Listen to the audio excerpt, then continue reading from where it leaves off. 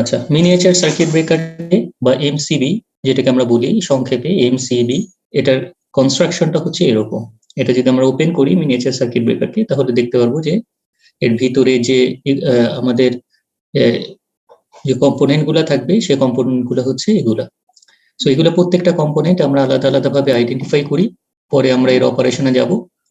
প্রথমে খেয়াল করে দেখো এখানে আমাদের এই যে কম্পোনেন্টটা দেখতে পাচ্ছি আমরা মিনিয়েচার সার্কিট ব্রেকারের ভিতরে, এটাকে আমরা বলি আর্ক এক্সটিংগুইশিং চেম্বার।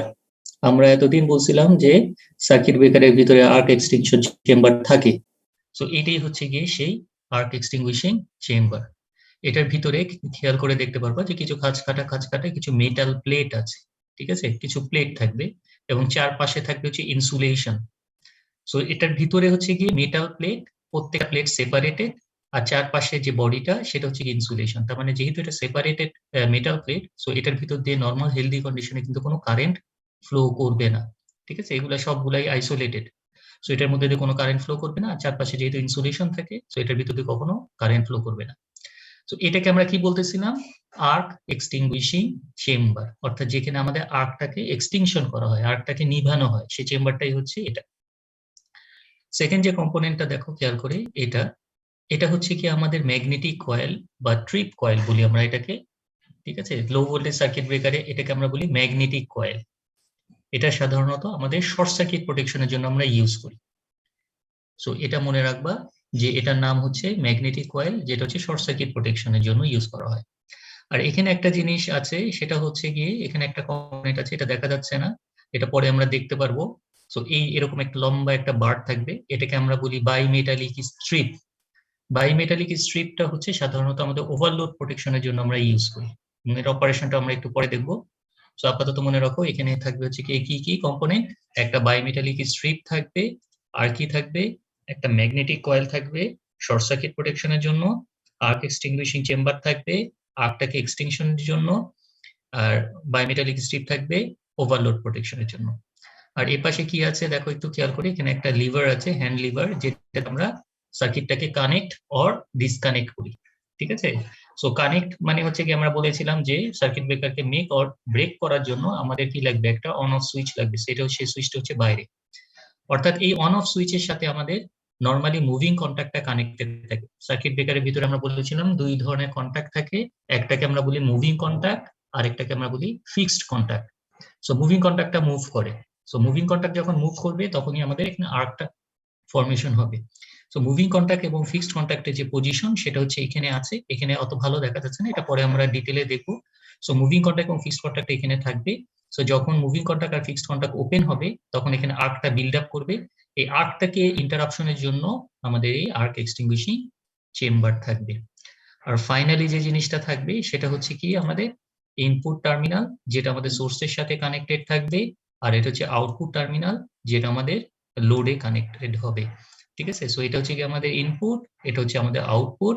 আর কি থাকবে, bimetallic strip, magnetic coil, hand lever, arc extinguishing chamber, moving contact and fixed contact.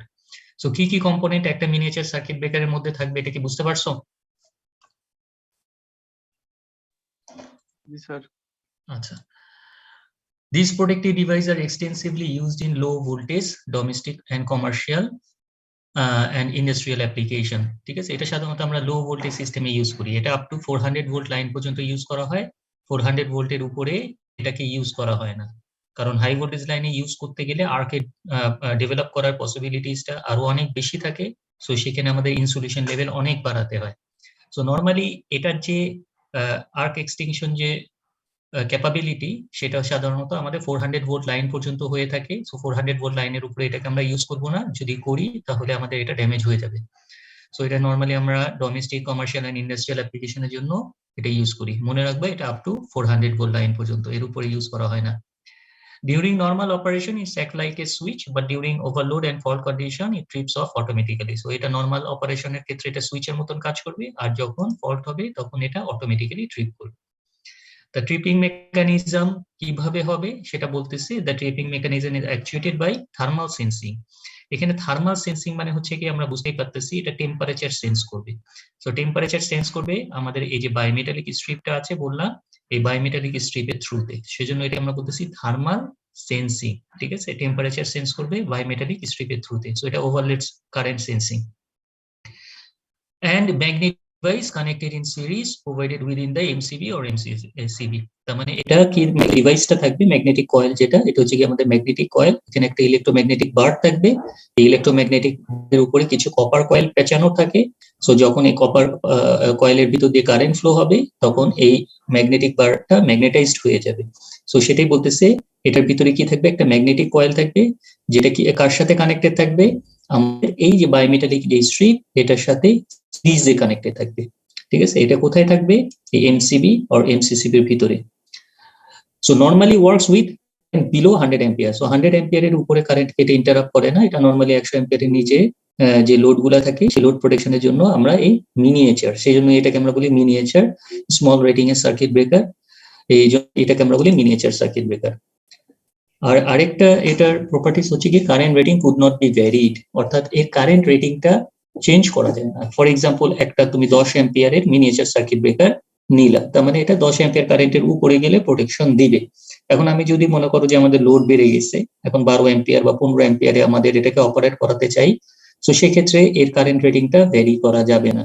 তো এক্ষেত্রে আমাদের অন্য রেটিং এর মিনিয়েচার সার্কিট ব্রেকার নিতে হবে। সো এটার কারেন্ট রেটিং কে চেঞ্জ করা যায় না, ঠিক আছে। সো এই যে পয়েন্টগুলো বললাম মিনিয়েচার সার্কিট ব্রেকারের, এই পয়েন্টগুলোর মধ্যে যদি কারো কোনো প্রবলেম থাকে বলতে পারো।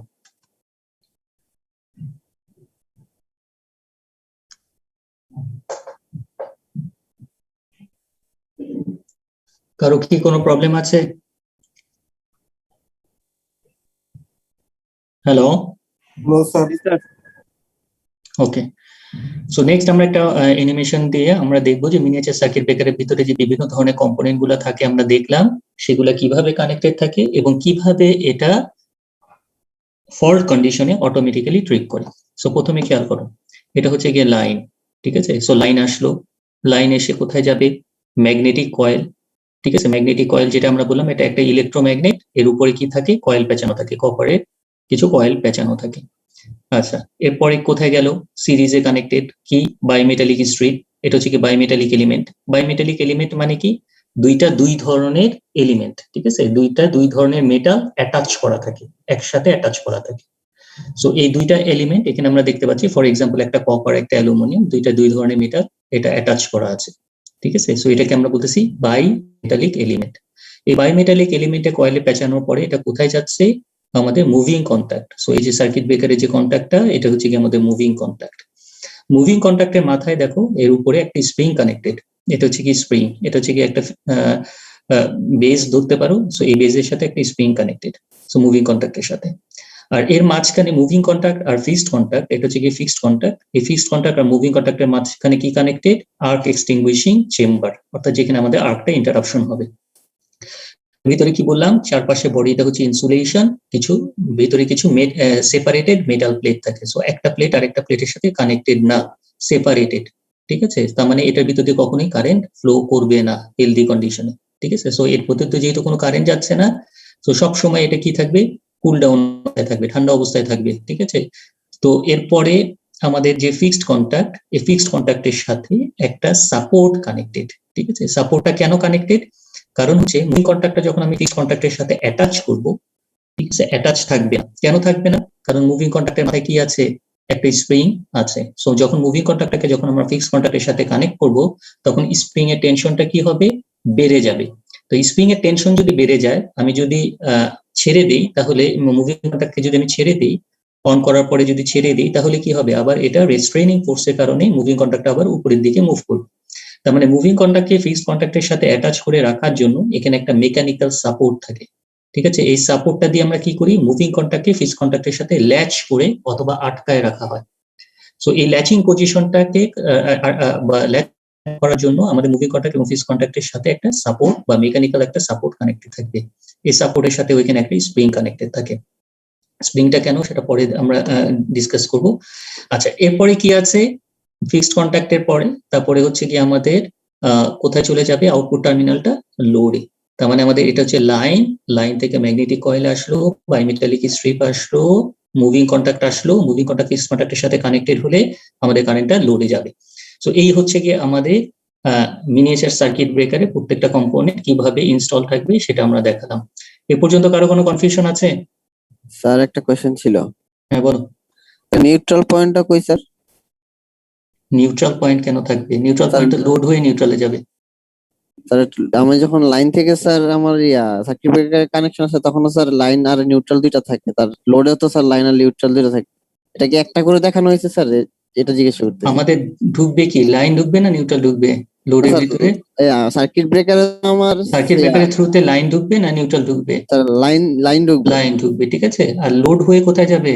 নিউট্রালে যাবে। এটা হচ্ছে সিঙ্গেল পোল সার্কিট ব্রেকার, ঠিক আছে। এটার জন্য কোনো নিউট্রাল কানেকশন নাই, ঠিক আছে। জি স্যার, এবার বুঝতে পারছি স্যার। আচ্ছা, সো এটা সিঙ্গেল পোল। হ্যাঁ বলো।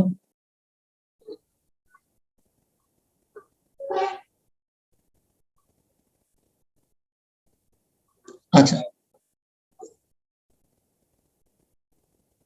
না আমি দেখাচ্ছি। আচ্ছা, এখন খেয়াল করো, এখন সার্কিটটা কি অবস্থায় আছে বলো। ওপেন বা অফ বা ব্রেক, ঠিক আছে। এখন আমি এটাকে কানেক্ট করলাম। সো কানেক্ট রাখার জন্য কি লাগবে? এখানে একটা সাপোর্ট দিয়ে এটাকে অ্যাটাচ করে রাখতেছি। খেয়াল করে দেখো, সো স্প্রিং এর টেনশনটা কি হয়ে গেছে? বেড়ে গেছে, ঠিক আছে। সো স্প্রিং এর টেনশন বেড়ে গেছে, সো আমাদের তো কি করবে? মুভিং কন্ট্যাক্টটা তো উপর দিকে মুভ করবে। সো মুভ যাতে না করে এই সাপোর্টটা দেওয়া হয়, সাপোর্টটা দিয়ে ল্যাচ করে রাখা হয়। এখন মনে করো এটা কানেক্টেড। তো এখন কোথায় যাচ্ছে? লাইন থেকে কারেন্ট কোথায় যাচ্ছে? লাইন থেকে কারেন্ট একটা লোডে যাচ্ছে, ঠিক আছে। এখন সার্কিটটা কানেক্টেড। তো এই যে লাইন থেকে কারেন্টটা যাচ্ছে, সবগুলা যেহেতু সিরিজে কানেক্টেড, সো লোড কারেন্টটা ম্যাগনেটিক কয়েলের ভিতর দিয়েও যাচ্ছে বা মেটালিক এলিমেন্টের ভিতর দিয়ে যে মুভিং কন্ট্যাক্ট হয়ে লোডে যাচ্ছে। এখন মনে করো ওভারলোড হলো। এখন এটা 10 অ্যাম্পিয়ারের একটা মিনিয়েচার সার্কিট ব্রেকার, ধরো এখন যাচ্ছে 15 অ্যাম্পিয়ার। সো এই যে কারেন্টটা যাচ্ছে, এই কারেন্টের ফলে কি হবে? আমাদের কারেন্ট বেড়ে গেল। কারেন্ট বেড়ে গেলে আমাদের যে এই যে বায়োমেটালিক এলিমেন্ট, এটার ভিতর দিয়েও কারেন্ট বেড়ে যাবে। একই কারেন্ট যাচ্ছে, যেহেতু 15 অ্যাম্পিয়ার কারেন্টই যাচ্ছে। সো এর ফলে কি হবে? আই স্কোয়ার লস বাড়বে। আই স্কোয়ার লস মানে কি? হিট। হিট মানে কি? এই যে হিটটা কোথায় ডিসিপেট হচ্ছে? এই বায়োমেটালিক এলিমেন্টের মধ্যে। তার মানে বায়োমেটালিক এলিমেন্টটা গরম হয়ে যাচ্ছে। সো মেটালের যে প্রপার্টিস, সেটা হচ্ছে কি, আমাদের যখন আমরা এটাকে গরম করি তখন এটার এক্সপানশন হয়, ঠিক আছে। সো যখন আমাদের এখানে যেহেতু দুই ধরনের মেটাল অ্যাটাচ করা, তার মানে দুইটা থার্মাল এক্সপানশন কিন্তু একরকম হবে না, যেহেতু দুইটা থার্মাল কোএফিসিয়েন্ট ডিফারেন্ট। সো একটা ধরো বেশি বেন্ড হবে আরেকটার তুলনায়। তার মানে আমাদের যেটা বেশি বেন্ড হবে সেটার সাথে এটাকে কি করা হয়েছে, যেটা কম বেন্ড হবে সেটার সাথে এটাকে অ্যাটাচ করা হয়েছে। এমন ভাবে অ্যাটাচ করা হয়েছে যাতে করে বেন্ডিং যখন হবে, বেন্ডিংটা কোন দিকে মুভ করে? আমাদের যদি দেখি, যখন এটা ওভারলোড হলো তখন বেন্ডিংটা এই পাশে মুভ করলো। তার মানে কি করতেছে? সে সাপোর্টটাকে পুশ করতেছে। সাপোর্টটাকে যখন সে পুশ করতেছে, তখন আমাদের এই যে ফিক্সড কন্ট্যাক্টের সাথে যে মুভিং কন্ট্যাক্টটা অ্যাটাচ করা ছিল, সেটা কি হয়ে যাচ্ছে? আনল্যাচ হয়ে যাচ্ছে। আনল্যাচ হয়ে যাওয়ার ফলে স্প্রিং এর রেস্ট্রেইনিং ফোর্সের কারণে মুভিং কন্ট্যাক্টটা কি করতেছে? দ্রুত উপরের দিকে মুভ করতেছে। তার মানে সার্কিটটা আমার কিন্তু ব্রেক হয়ে গেল। এটা কি বুঝতে পারছো কনসেপ্টটা? তার মানে এখানে আমাদের এই যে গরম হলো, গরম হওয়ার পরে থার্মাল এক্সপানশন হলো। দুইটা মেটাল অ্যাটাচ করলাম কেন? কারণ আমাদের বেন্ডিংটা হওয়ার জন্য। কারণ থার্মাল তো এক্সপানশন হলো, কিন্তু যেহেতু দুই ধরনের মেটাল, একটা কম বেন্ড হচ্ছে আর একটা বেশি বেন্ড হচ্ছে, তার মানে আমাদের কি হয়ে যাচ্ছে? সে একটা এই সাপোর্টটাকে পুশ করতেছে। সাপোর্টটাকে যখন সে পুশ করতেছে, তখন আমাদের মেকানিক্যাল সাপোর্টটা আনল্যাচ হয়ে যাচ্ছে, মুভিং কন্ট্যাক্টটা উপরের দিকে মুভ করতেছে। সো এটা গেল হচ্ছে কি ওভারলোড কন্ডিশনে। তার মানে ওভারলোড কন্ডিশনে আমাদের হিটিং এর মাধ্যমে কিন্তু আমাদের বেন্ডিংটা হচ্ছে, যেহেতু আই স্কোয়ার লস, এটা হিটিং এর মাধ্যমে বেন্ডিং হচ্ছে। এই জন্য এটাকে আমরা বলতেছি থার্মাল সেন্সিং। এটা থার্মাল সেন্স করতেছে, ঠিক আছে। হিটটাকে সেন্স করে অপারেট করতেছে। স্যার এটা তো অনেক সময় পরে ট্রিপ করে। হ্যাঁ রাইট, এটা হচ্ছে কি অনেক সময় পরে এটা ট্রিপ করবে। কেন অনেক সময় পরে ট্রিপ করবে? কারণ কারেন্ট যাবে, হাই কারেন্ট, তারপরে আই স্কোয়ার লস হবে, হিট হবে, তারপরে গরম হবে, তারপরে বেন্ড হবে। তার মানে কি? এটা টাইম ডিলেড অপারেশন। আমরা ওভারলোড কন্ডিশনে কিন্তু একটু টাইম ডিলে দেই, ঠিক আছে। কারণ কি? আমাদের ওভারলোড তো ফল্ট না, আমাদের নিজেদের সময় কি করতে হয়? ওভারলোড করতে হয়। সো ওভারলোড কন্ডিশনে আমাদের একটু টাইম ডিলে দিতে হয়, সেজন্য আমাদের এটার অপারেশনটাও কিন্তু একটু টাইম ডিলেইড অপারেশন। কিন্তু যখন এটা শর্ট সার্কিট হবে, ধরো এটাকে আমি অন করলাম। সো অন করার ফলে এখন ধরো একটা শর্ট সার্কিট হলো। শর্ট সার্কিট হলো কোথায়? এই যে লোডের সাইডে। তার মানে এখন কারেন্টের ম্যাগনিটিউডটা কিন্তু অনেক বেড়ে যাবে।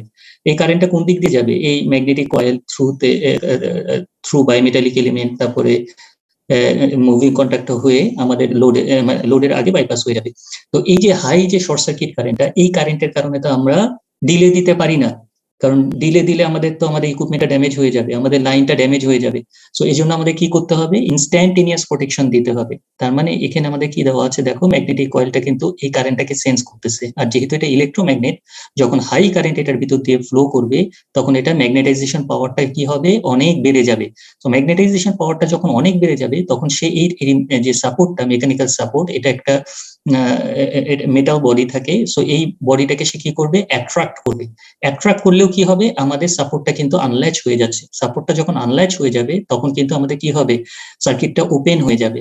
আর সার্কিটটা যখন ওপেন হয়ে যাবে, যেহেতু এখানে পোটেনশিয়ালটা হাই, যেহেতু এটা লাইনটা চলে আসতেছে আমাদের এই মুভিং কন্ট্যাক্টের মাথায়, আর এখানে যেহেতু জিরো পোটেনশিয়াল, যেহেতু এটা গ্রাউন্ড, সো এখানে আমাদের চলে আসতেছে জিরো পোটেনশিয়াল। সো এখানে লাইন ভোল্টেজ আর এখানে 0 ভোল্ট। সো আমরা যদি বলি এটা 400 ভোল্ট লাইনে প্লেস করছি, তার মানে এখানে 400 ভোল্ট আর এখানে 0 ভোল্ট চলে আসতেছে। তার ফলে কি হবে, এই মাঝখানে এয়ারটা আমরা বলেছিলাম আয়োনাইজড হয়ে যাবে। হাই ইলেকট্রিক ফিল্ডের কারণে আমাদের কি হয়ে যাবে, মাঝখানে যে এয়ারটা আছে সেটা আয়োনাইজড হয়ে যাবে। সো এই আয়োনাইজড এয়ারের ভিতর দিয়ে তখন কারেন্ট ফ্লো করবে। আর আর্ক এক্সটিংগুইশিং চেম্বারটাকে কোথায় প্লেস করা হয়েছে খেয়াল করে দেখো, মুভিং কন্ট্যাক্ট এবং ফিক্সড কন্ট্যাক্টের মাঝখানে। এখানে কিছু মেটাল প্লেট থাকবে বলছিলাম, এগুলো হচ্ছে সেপারেটেড বডি, ঠিক আছে। সো এটার মধ্যে দিয়ে কিন্তু নর্মাল হেলদি কন্ডিশনে কখনো কারেন্ট ফ্লো করবে না। তো যখন সে এটা ওপেন হবে, এই আর্কটা ডেভেলপ করলো, এই আর্কটা তখন কি দেখবে, এই সামনে কি আছে, মেটাল প্লেট। সো এই মেটাল প্লেটের মধ্যে আর্কটা কি করবে, অ্যাট্রাক্ট করবে। তার মানে এই মেটাল প্লেটটাকে, যেহেতু এটা মেটাল, সো এটাকে অ্যাট্রাক্ট করবে। তো অ্যাট্রাক্ট করার ফলে কি হবে, আমাদের আর্কটা এই খাজে ঢুকে যাচ্ছে। সো ঢুকে গেলে কি হবে, আমাদের যে এই যে হিটটা, এই যে মুভিং কন্ট্যাক্ট এবং ফিক্সড কন্ট্যাক্টের মাঝখানে যেহেতু এটা শর্ট সার্কিট কারেন্ট, এই হিটটা কিন্তু অনেক বেশি। সো আইস করার লসটা কিন্তু অনেক বেশি। সো এই হিটটা কি হবে, ডিসিপেট হবে। ডিসিপেট কোথায় হবে, আমাদের এই মেটাল প্লেট গুলা। সো মেটাল প্লেট গুলা তো নর্মালি ঠান্ডা অবস্থায় থাকবে, যেটা বললাম, যেহেতু এটা সেপারেটেড এবং নর্মালি এটার ভিতর দিয়ে কোনো কারেন্ট যাচ্ছে না, সো এটা নর্মাল কন্ডিশনে ঠান্ডা অবস্থায় থাকবে। সো হিট সবসময় ট্রান্সফার হয় কোথায়, high temperature area to low temperature এরিয়ার দিকে। তার মানে আমাদের এখানে টেম্পারেচারটা অনেক হাই। সো এই হাই টেম্পারেচার থেকে আমাদের হিটটা এই মেটাল প্লেট গুলাকে সে কি করে নেবে, অ্যাবজর্ভ করে নেবে। তার মানে আমাদের এই কন্ট্যাক্ট পজিশনটা ঠান্ডা থাকবে। সো কন্ট্যাক্টটাকে মেল্টেড হয়ে যাওয়ার হাত থেকে সে প্রোটেক্ট করবে। কারণ আমাদের এই সার্কিট ব্রেকারটা তো আমার বারবার রিইউজ করতে হবে। সো যখন শর্ট সার্কিট হবে, কারেন্টের ম্যাগনিটিউড যদি অনেক হাই হয়, তাহলে তো আমাদের এই যে কন্ট্যাক্ট পজিশন গুলা, এই কন্ট্যাক্ট পজিশন গুলা ড্যামেজ হতে থাকবে। সো এই ড্যামেজটাকে কমানোর জন্য আমাদের এই মেটাল প্লেট গুলা আলাদা সেপারেট রাখা হয়। সো হেলদি কন্ডিশনে এটার ভিতর দিয়ে যেহেতু কোনো কারেন্ট যাচ্ছে না, সো আইস করার লস হবে না। সো এটা ঠান্ডা অবস্থায় থাকবে। সো যখন সে এই আর্কটাকে দেখবে, আর্কটাকে অ্যাট্রাক্ট করার ফলে কি হবে, আমাদের কারেন্টের ম্যাগনিটিউডটা, সরি, হিটটাকে সে কি করতেছে, ট্রান্সফার করে দিচ্ছে। সো হিটটাকে ট্রান্সফার করে দিলে আর্কটা কুল ডাউন হবে। আর তাছাড়া যেহেতু এই প্লেটগুলো সেপারেটেড এবং খাজে যেহেতু আর্কটা ঢুকে যাচ্ছে, খেয়াল করে দেখো আমাদের লেন্থ অফ আর্ক কিন্তু ইনক্রিজ হচ্ছে। লেন্থ অফ আর্ক যদি বেড়ে যায় তাহলে কিন্তু আমার রেজিস্ট্যান্স অফ আর্ক বেড়ে যাবে। রেজিস্ট্যান্স অফ আর্ক যেহেতু লেন্থের সাথে প্রপোর্শনাল, তার মানে আমাদের কি হবে, আমাদের রেজিস্ট্যান্স বেড়ে গেলে কারেন্টের ম্যাগনিটিউডটা কমে যাবে। সো কমে গিয়ে আর্কটাকে ইন্টারাপশন করতেছে। সো এজন্য এটাকে আমরা রেজিস্ট্যান্স আর্ক ইন্টারাপশনও বলি, যে রেজিস্ট্যান্স অফ আর্ক ইনক্রিজ করতেছে। রেজিস্ট্যান্স অফ আর্ক ইনক্রিজ করতেছে কিভাবে, যেহেতু হাই পোটেনশিয়াল ডেভেলপ করতেছে, হাই পোটেনশিয়ালের কারণে আমাদের এখানে আর্কটা ফর্ম করতেছে। আর্কটাকে মেটাল প্লেট গুলা, যেগুলো এখানে যেহেতু অনেক গুলা মেটাল প্লেট আছে, মেটাল প্লেট গুলো একদম সামনে কানেক্টেড। সো আর্কটা এই মেটাল প্লেটকে অ্যাট্রাক্ট করার কারণে এই লেন্থ অফ আর্কটা ইনক্রিজ হয়ে আমাদের অপারেশনটা।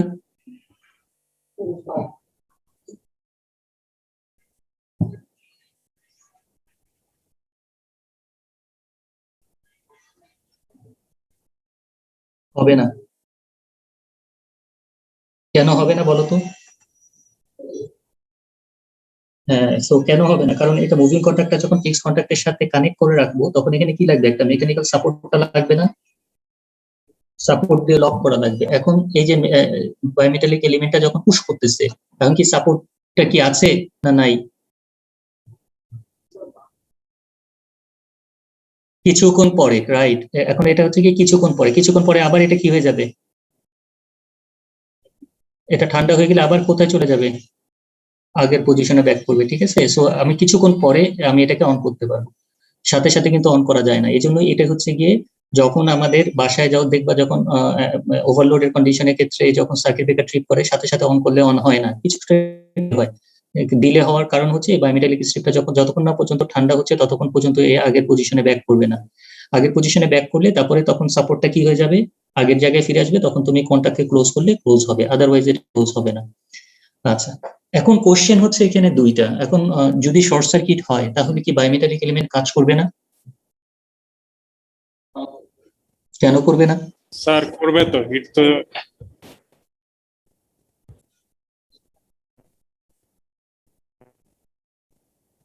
সেন্স করবে, ঠিক আছে। কারণ এখানে খেয়াল করে দেখো জিনিসটা, অনেক এই কোশ্চেন কিন্তু ক্লিয়ার হওয়া দরকার।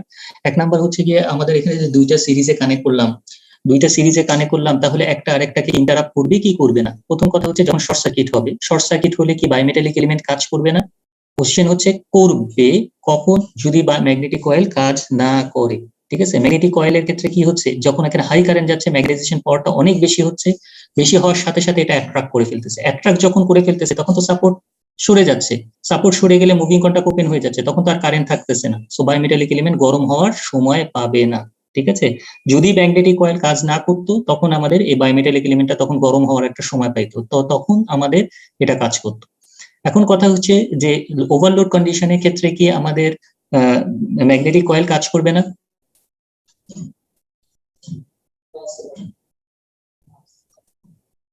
স্ট্রেংথ পাবে না, হ্যাঁ। সো ম্যাগনেটিক স্ট্রেংথটা অত বেশি হবে না, কারণ কম কারেন্টে গেলে আমাদের যে ম্যাগনেটাইজেশন যে পাওয়ারটা থাকবে, হাই কারেন্ট গেলে তার ম্যাগনেটাইজেশন পাওয়ারটা কি থাকবে, অনেক বেশি থাকবে। সো কম কারেন্টে এই সাপোর্টটাকে অ্যাট্রাক্ট করার মতন অ্যাবিলিটি থাকবে না। সো আমাদের লো কারেন্টে এটা অপারেট করবে না, তখন আমাদের এটা টাইম ডিলেড অপারেশন হবে, বায়োমেটালিক স্ট্রিপ গরম হবে, সো সেই ক্ষেত্রে এটা অপারেট করবে।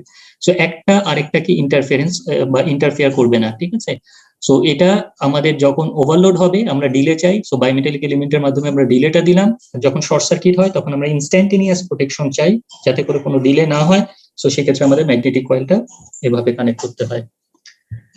অপারেশনটা কি বুঝতে পারছো? প্রত্যেকটা কম্পোনেন্টের ম্যাগনেটিক কয়েল, তারপর bimetallic element, arc extinguishing chamber, আর এই সাপোর্টের সাথে একটি স্প্রিং কানেক্টেড থাকে। স্প্রিংটা কেন কানেক্টেড থাকে বলো? স্যার আগের পজিশনে নিয়ে আসা। আগের পজিশনে নিয়ে আসার জন্য, ঠিক আছে, নাহলে সাপোর্টটা আগের পজিশনে আসবে না, লক করা যাবে না। আচ্ছা, অপারেশন কি বোঝা গেছে? স্যার আচ্ছা, ওকে। আচ্ছা, থার্মাল ইউনিটটা দেখতে কিরকম দেখো, ফিজিক্যালি দেখতে আমরা যদি ওপেন করি, এই যে বলছিলাম যে একটা লম্বা একটা বায়োমেটালিক এলিমেন্ট থাকে, সো এটা হচ্ছে কি আমাদের বায়োমেটালিক এলিমেন্ট, হ্যাঁ। এটা দেখতে হচ্ছে এরকম, এটা হচ্ছে কি আমাদের ম্যাগনেটিক কয়েল। আচ্ছা, আর এটা হচ্ছে কি আমাদের আর্ক এক্সটিংগুইশিং চেম্বার। সো এখানে দেখো কিছু খাঁজ কাটা মেটাল প্লেট আছে, এবং চারপাশেটা হচ্ছে কি ইনসুলেশন, তার মানে এটা বিদ্যুৎ আমাদের যে লাইন কারেন্ট সেটা কখনোই যাবে না। সো যখন এখানে আর্কটা বিল্ড আপ করবে, আর্কটা খাঁজে ঢুকে যাবে, ঢুকে যাওয়ার ফলে আর্কের লেন্থটা বেড়ে যাবে, এবং হিটটা, যেহেতু এটা সেপারেটেড বডি, তার মানে আমাদের হিটটা এটার মধ্যে ডিসিপেট হয়ে যাবে। সো এই হচ্ছে কি আমাদের মিনিয়েচার সার্কিট ব্রেকারের ডিফারেন্ট কম্পোনেন্টস। তার মানে আমাদের এখানে দুই ধরনের প্রোটেকশন হচ্ছে, একটা হচ্ছে থার্মাল প্রোটেকশন আর একটা হচ্ছে ম্যাগনেটিক প্রোটেকশন। তো থার্মাল প্রোটেকশনটাকে আমরা কি বলতেছি, sense circuit current through the production of heat. মানে হিটের মাধ্যমে আমরা থার্মালটাকে বা টেম্পারেচারটাকে সেন্স করতেছি। Generally use some type of heating element, some types of মানে হচ্ছে কি বায়োমেটালিক এলিমেন্ট এখানে আমরা ইউজ করতেছি in series with the load. লোডের সাথে এটা কিভাবে কানেক্টেড থাকবে, সিরিজ। এই দুইটার মধ্যে ডিফারেন্সটা আর কি এখানে দেখানো হচ্ছে। The metallic strip is mechanically connected to the movable contact. মানে বায়োমেটালিক স্ট্রিপটা দেখলা একটু আগে, মেকানিক্যালি কার সাথে কানেক্টেড থাকবে, movable contact. There is a time delay before the circuit opens. কেন টাইম ডিলে হয় সেটা আমরা বললাম, যে হিটের উপরে ডিপেন্ড করে এটা বেন্ডিংটা হবে। যত বেশি হিট হবে বেন্ডিংটা তত বেশি হবে, যত বেশি ওভার কারেন্ট হবে তত তাড়াতাড়ি বেন্ড হবে, যত কম ওভার কারেন্ট হবে তত ডিলে হবে। তার মানে আমাদের এই যে এটা কিন্তু অপারেটিং টাইমটা কিন্তু ফিক্সড না। অপারেটিং টাইমটা কিসের উপর ডিপেন্ড করতেছে, কারেন্টের উপরে ডিপেন্ড করতেছে। কারেন্ট বেশি হলে অপারেটিং টাইমটা কম হবে, কারেন্ট কম হলে অপারেটিং টাইমটা বেশি হবে, ঠিক আছে। তার মানে হিটিংটা বেশি হবে হলে বেন্ডিং বেশি হবে, অপারেটিং টাইমটা ফাস্টার হবে। The time delay depends on the amount of overcurrent, যেটা বললাম আমি, যে টাইম ডিলেটা কিসের উপর ডিপেন্ড করতেছে, অ্যামাউন্ট অফ ওভারকারেন্ট। যত বেশি ওভারকারেন্ট হবে ডিলেটা তত কম হবে।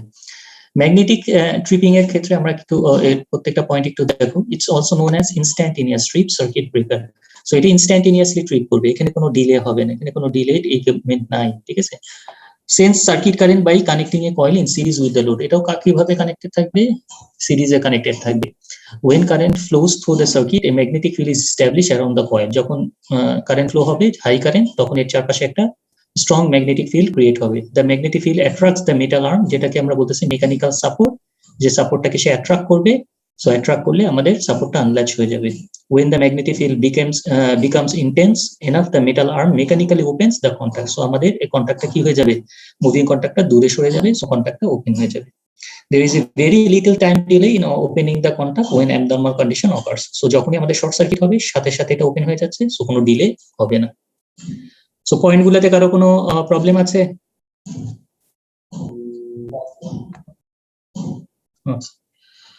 এখানে খেয়াল করে দেখো, এটা সিম্বল আমরা নরমালি মিনিয়েচার সার্কিট ব্রেকারে দুই ধরনের সিম্বলের মাধ্যমে আমরা দেখাই। এখানে হচ্ছে গিয়ে আমাদের এই হাফ যে স্কোয়ার শেপ যেটা, এটা আমরা বলি ওভারলোড প্রোটেকশন, আর হাফ সার্কেল যেটা, এটা দিয়ে আমরা শর্ট সার্কিট প্রোটেকশন বুঝাই। সো এখানে দেখো যে মুভিং কন্টাক্টটা, এটা তো সার্কিট ব্রেকারের সিম্বল আমরা বলেছিলাম, ক্রস দিয়ে দেখানো হয়। সো মুভিং কন্টাক্ট, এটা ফিক্সড কন্টাক্ট। সো এটা যখন লাইনের সাথে কানেক্টেড থাকবে তখন এটা সিরিজ, তার মানে এটা সিরিজে আমাদের ওভারলোড প্রোটেকশনের জন্য bimetallic element and short circuit প্রোটেকশনের জন্য ম্যাগনেটিক কয়েল থাকবে। সো এটা সিরিজ সেন্স করতেছে, তার মানে সিরিজ আমরা কি সেন্স করি, যেটাকে আমরা বলি সিরিজ স্ট্রিপ রিলিজ, যেটাকে আমরা বলতেছি কারেন্ট সেন্স করতেছি। কারেন্ট সেন্সিং এর মাধ্যমে আমরা অপারেশনটা করছি। অনেক ক্ষেত্রে আমরা আন্ডার ভোল্টেজ কয়েল থাকে, রিলের ভিতরে আন্ডার ভোল্টেজ কয়েল থাকে, সেই আন্ডার ভোল্টেজ কয়েলের মাধ্যমে আমরা ওভারলোড অথবা শর্ট সার্কিট প্রোটেকশন বুঝি। সো আন্ডার ভোল্টেজ কয়েলের মাধ্যমে যেহেতু এটা ভোল্টেজ সেন্স করতেছে, সো এটা প্যারালালি কানেক্টেড থাকবে। এটা যেরকম সিরিজে কানেক্টেড আছে কারেন্টটাকে সেন্স করার জন্য, আর এটা থাকবে হচ্ছে কি প্যারালালি কানেক্টেড ভোল্টেজটাকে সেন্স করার জন্য। ভোল্টেজটাকে সেন্স করার জন্য ভোল্টেজ কিভাবে সেন্স করে, কিভাবে আমরা বুঝি যে ওভারলোড অর শর্ট সার্কিট হয়েছে। যদি শর্ট সার্কিট হয়, ভোল্টেজের ভ্যালু 0 হয়ে যাবে, ঠিক আছে। যখন শর্ট সার্কিট হবে, লাইনটা গ্রাউন্ডের সাথে সরাসরি কানেক্টেড হয়ে যাবে, ভোল্টেজের ভ্যালু 0 হয়ে যাবে। আর যদি ওভারলোড হয়, তাহলে ভোল্টেজের ভ্যালু কমে যাবে, কিন্তু 0 হবে না, ঠিক আছে। অনেক সময় দেখা যায় যে যত বেশি ওভারলোড হয়, লোড যেহেতু প্যারালালি কানেক্টেড থাকে, কারেন্টের ম্যাগনিটিউড বাড়ে আর ভোল্টেজের ম্যাগনিটিউডটা কমতে থাকে। সো সেটা দিয়েও কিন্তু আমরা ভোল্টেজ সেন্স করতে পারি। সো ভোল্টেজ সেন্স করার জন্য অবশ্যই এটা প্যারালালি কানেক্ট করতে হবে, আর কারেন্ট সেন্স করতে হলে এটা আমাদের সিরিজে সেন্স করতে হবে, সিরিজে আমাদের কানেক্ট করতে হবে। So protect cable against overload and short circuit, এটা তার মানে দুই ধরনের প্রোটেকশন দিচ্ছে, একটা ওভারলোড প্রোটেকশন আর একটা হচ্ছে short circuit protection. So let the current flow without overheating on cable, যখন আমাদের লোড কারেন্ট যাবে তখন এখানে কোনো ওভারহিটিংও হবে না, আর সার্কিটটা ওপেনও হবে না। Open and close A circuit under rated current.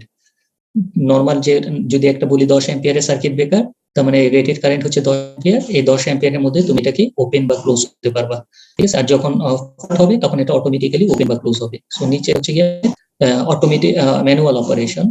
Normal rated কারেন্টে যখন হবে তখন তো এটা অটোমেটিক্যালি ট্রিপ করবে না, তখন এটা নর্মাল অপারেশন হবে। পয়েন্টগুলো কি বুঝতে পারছো?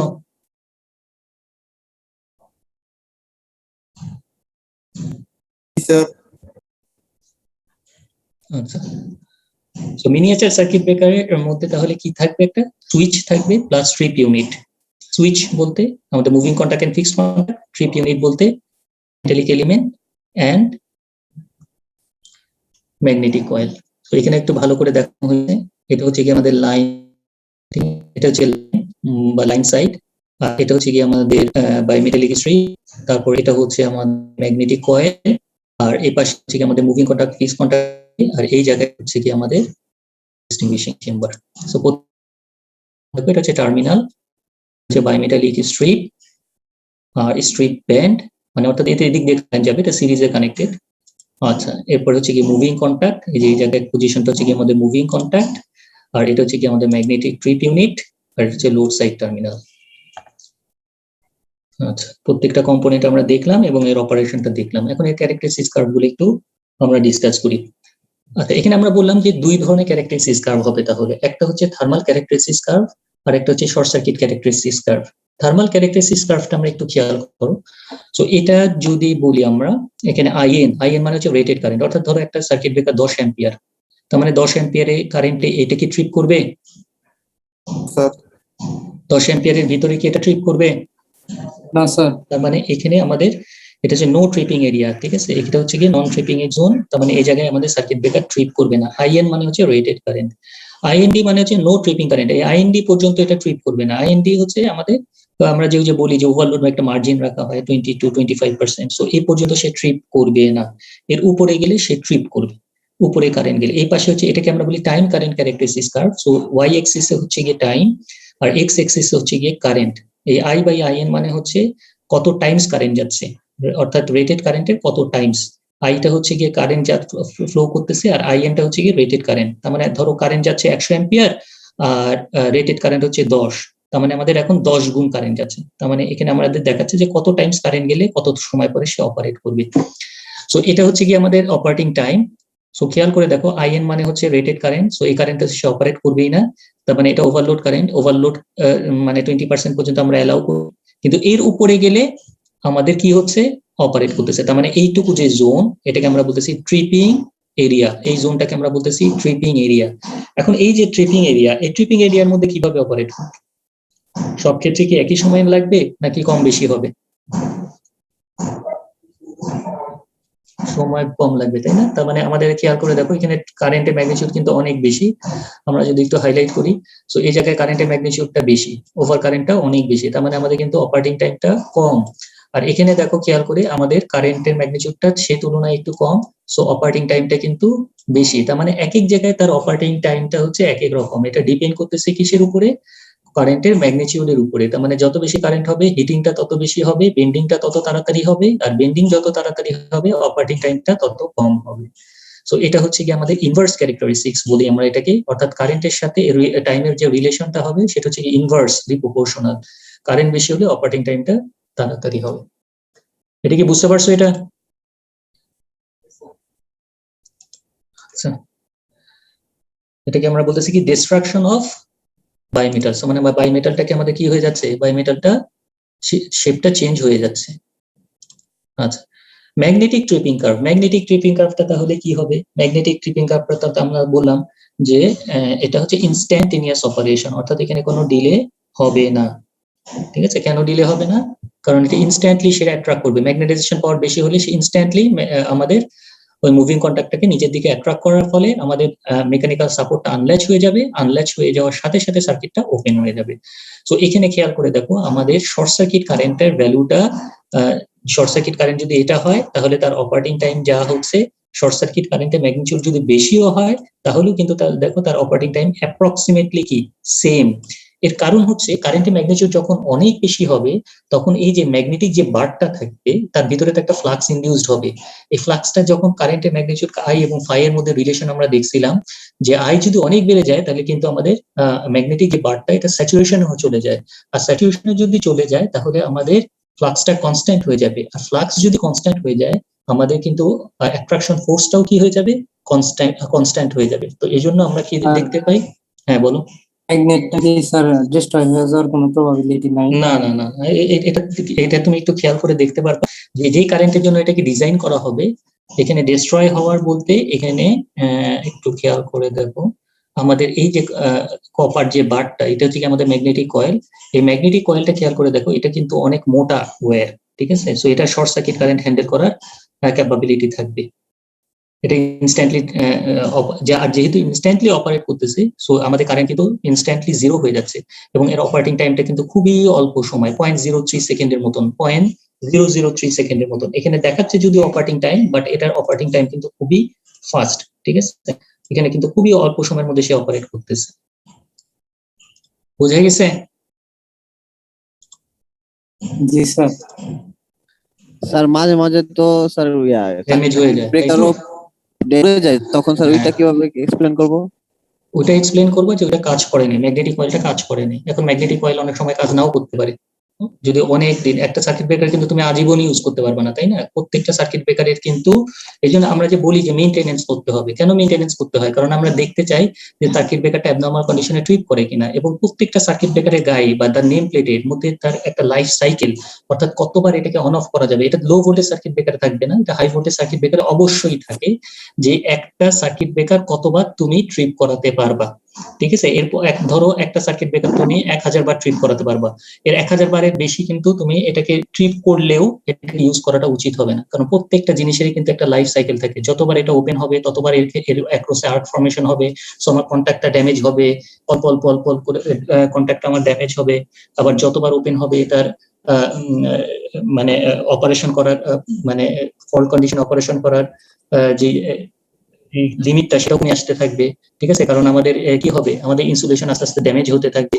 তো এই নানা কারণে আমরা কিন্তু একটা সার্কিট ব্রেকারকে আজীবন ইউজ করি না। ঠিক আছে, তার লাইফ সাইকেলের মধ্যে তার লাইফ সাইকেল থাকে, সেই লাইফ সাইকেলের মধ্যে কি করতে হয়, রিপ্লেস করতে হয় একটা নির্দিষ্ট সময় পরে। সো কতবার ট্রিপ করে, এই জন্য আমাদের কিন্তু হাই ভোল্টেজ লাইনে যে সার্কিট ব্রেকার গুলো আছে সেগুলোর যে গায়ে একটা কাউন্টার থাকে যেটা কতবার ট্রিপ করতেছে। এটা কি বুঝতে পারছো? স্যার আচ্ছা, এই পর্যন্ত কারো কোনো কনফিউশন আছে? আচ্ছা, যদি না থাকে তাহলে একটু খেয়াল করে দেখো। এরপরে এই যে এখানে আমরা দেখলাম কি, এই যে এর নিচে কারেন্টের ভ্যালু বেশি হয় তাহলে আমাদের কি কাজ করবে, আমাদের কাজ করবে হচ্ছে ম্যাগনেটিক কয়েল। সো এটা হচ্ছে ইনস্ট্যান্টিনিয়াস ট্রিপিং কার্ভ। আর এর উপরে তো কারেন্টের ম্যাগনিটিউডটা কম। ঠিক আছে, সো এই ক্ষেত্রে আমাদের কাজ করবে, এক্ষেত্রে আমাদের কাজ করবে কে, বায়োমেটালিক এলিমেন্ট।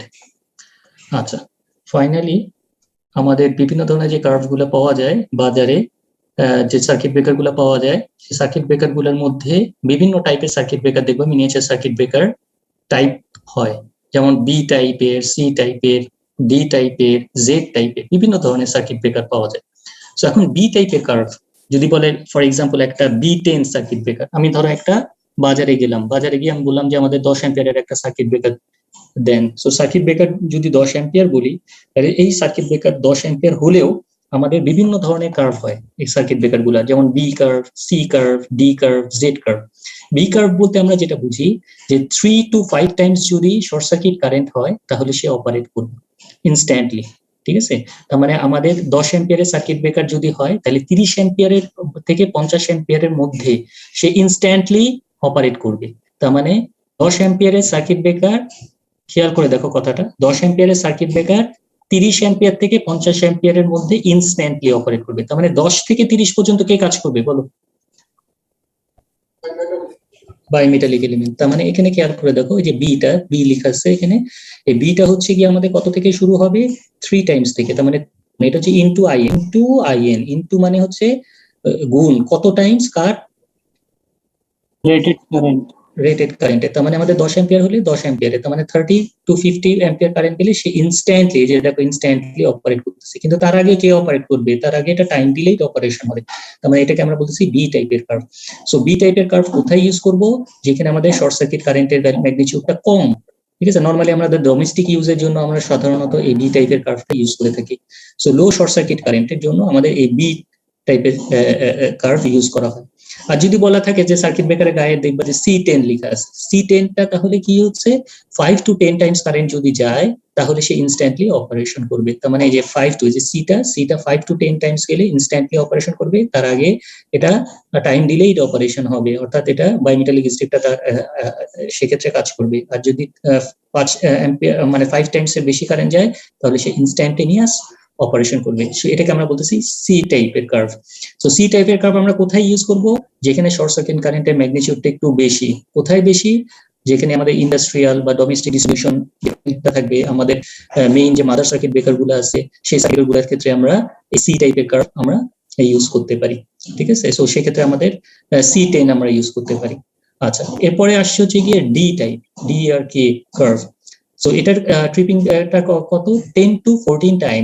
মানে এটা যদি 10 অ্যাম্পিয়ারের ব্রেকার হয়, এই শর্ট সার্কিট কারেন্ট সে সেন্স করবে 100 অ্যাম্পিয়ারের উপরে, 100 অ্যাম্পিয়ার থেকে 140 অ্যাম্পিয়ারের মধ্যে সে ইনস্ট্যান্টলি ট্রিপিং করবে, কিন্তু তার আগ পর্যন্ত এটা টাইম ডিলেইড অপারেশন হবে।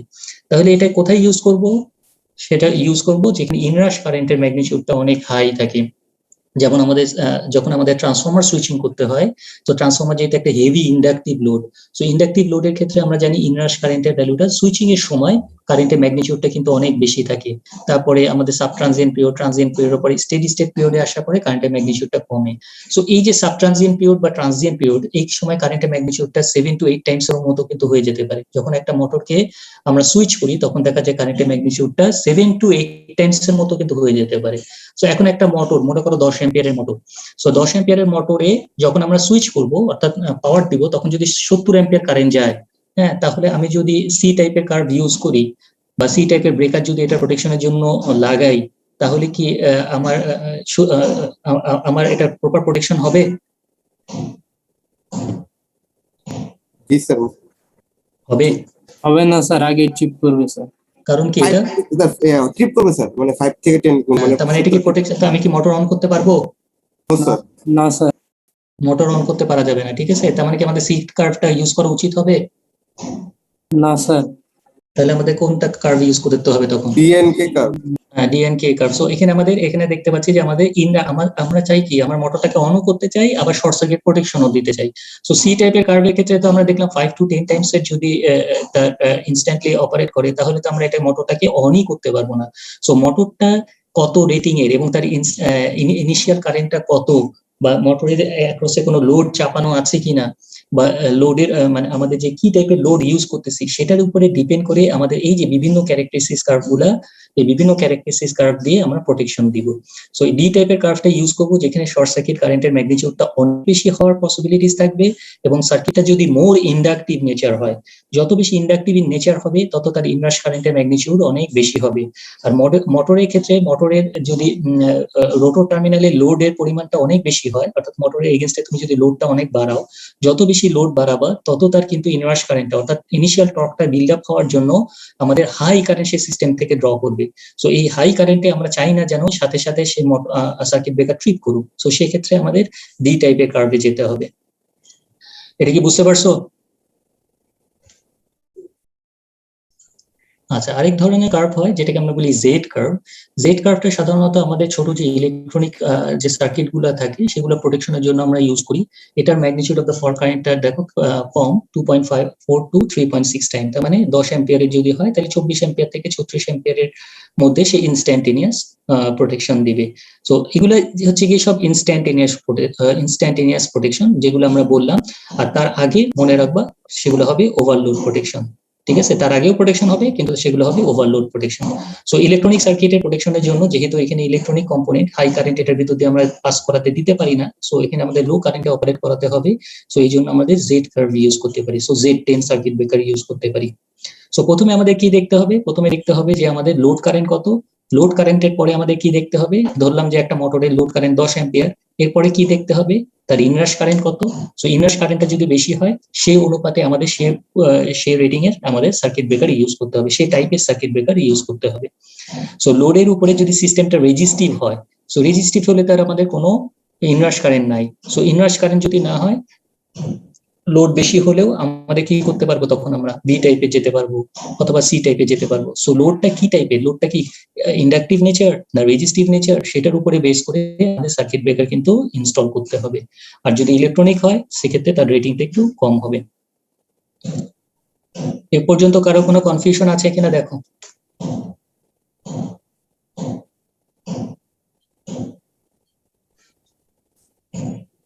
হ্যালো,